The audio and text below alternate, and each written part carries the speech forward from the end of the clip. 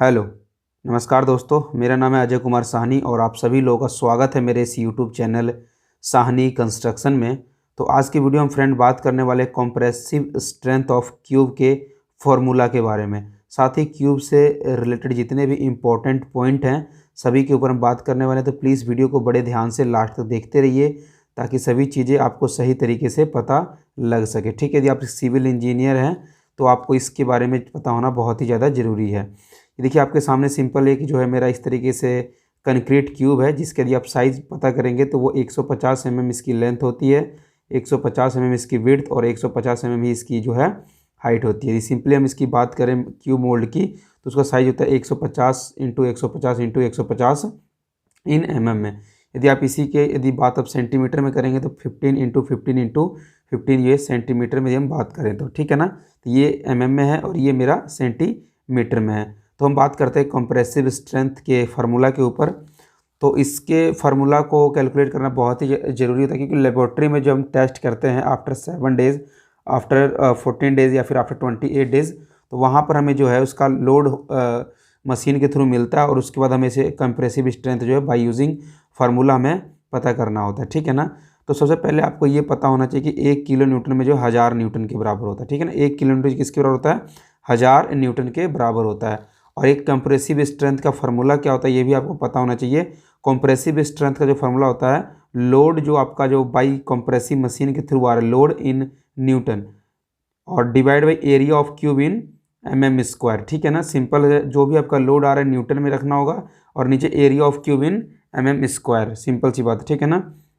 अभी देखिए जो भी मशीन जब कंप्रेसिव स्ट्रेंथ के ऊपर जब लोड लगाता है तो वो हमें रीडिंग जो देता है वो किलो न्यूटन में देता है। तो पहले हमें इस किलो न्यूटन को हमें न्यूटन में कन्वर्ट करना होगा। लेट सपोज एग्जांपल के तौर पे ये समझिए कि ये हमारे पास 300 किलो न्यूटन जो हमारे पास किसी क्यूब पे लोड यहाँ पर आ चुका है, उसका हमें कंप्रेसिव स्ट्रेंथ निकालना है कि कितना होगा।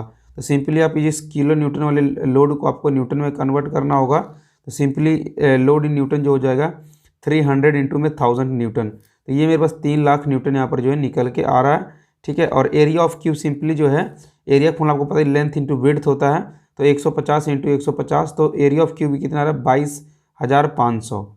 ठीक है, आपको सिंपली से पुटअप करके इसे कैलकुलेट कर देना है।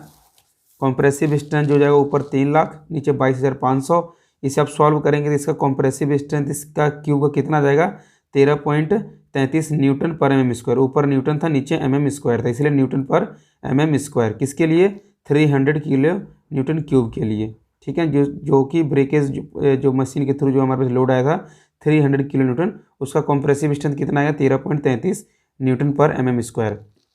कॉम्प्रेसिव स्ट्रेंथ जो कंक्रीट क्यूब होता है इसके रिलेटेड और भी कुछ इंपॉर्टेंट पॉइंट्स अभी हम डिस्कस कर लेते हैं कि जब वो क्यूब होता है वो जो भी कंक्रीट होता है वो कितने टाइम के बाद कितना अपना स्ट्रेंथ गेन कर लेता है ना। तो आप देखेंगे एक दिन के बाद यदि इसको आप टेस्ट करेंगे तो 16% अपनी जो है स्ट्रेंथ कंटेन कर लेता है।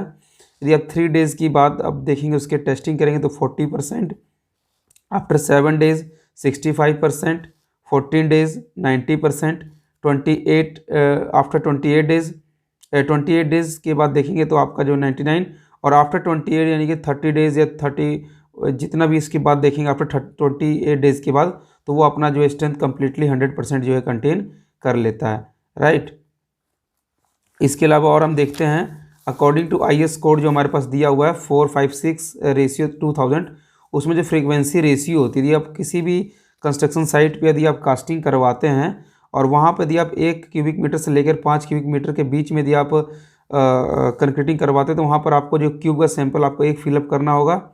ठीक है ना। यदि आप 6 क्यूबिक मीटर से 15 क्यूबिक मीटर के बीच में कास्टिंग करवाते हैं तो वहाँ पर आपको 2 सैंपल क्यूब को कास्टिंग करना होगा। यदि आप 16 से लेकर 30 क्यूबिक मीटर तक कास्टिंग करवाते हैं तो वहाँ पर आपको 3 सैंपल की रिक्वायरमेंट होती है। 31 से लेकर 50 के लिए आपको 4 सैंपल की रिक्वायरमेंट होती है, और 51 या इससे ऊपर के लिए आपको क्या करना 4 सैंपल प्लस एक एक्स्ट्रा एडिशन करना होता है। यानी कि 50 के बाद यदि आप 100 हो जाएगा तो आपको 5 सैंपल, फिर 150 होगा तो 6 सैंपल लिखा हुआ है यहाँ पर देखिए 4+1 addition sample for each addition 50 cubic metre. जितना 50-50 क्यूबिक मीटर आप इसे बढ़ते जाएंगे उसके बाद आपको एक एक सैंपल आपको यहाँ पर ऐड करते चले जाना है। ठीक है ना। तो 50 क्यूबिक मीटर यदि होगा तो आपको 4 सैंपल, यदि 50 से ऊपर होता है तो आपको 4 के साथ एक और यानी कि एक्स्ट्रा करना पड़ेगा आपको 5। ठीक है ना। तो ये था। और यहाँ पे मैं बता दूँ, एक सैंपल यहाँ पे बता रहा है कि एक सेट ऑफ सैंपल का मतलब है कि 3 नंबर ऑफ क्यूब आपके पास होना चाहिए, ठीक है। यदि यहाँ पर लिखा हुआ है कि 1 से लेकर 5 क्यूबिक मीटर यदि आप कास्टिंग करवा रहे हैं एक सैंपल, यानी कि आपको 3 क्यूब आपको कास्ट करना होगा। 2 सैंपल का मतलब 6 क्यूब, 3 सैंपल का मतलब 9 क्यूब और 4 सैंपल का मतलब 12 क्यूब आपको कास्टिंग यहाँ पर करना होगा, ठीक है ना। आई होप ये चीज़ें आपको पता लगा और ये चीज़ें आपको बहुत ही ज़्यादा आपके लिए इंपॉर्टेंट है, ज़रूरत भी है। और इसे आपको इंटरव्यू में जो छोटी मोटी चीज़ें हैं आपसे जो डायरेक्टली पूछ लिया जाता है। तो ये वीडियो देखने के लिए आप सभी लोगों का बहुत बहुत धन्यवाद। Thank you for watching. मिलते हैं नेक्स्ट वीडियो, तब तक के लिए बाय।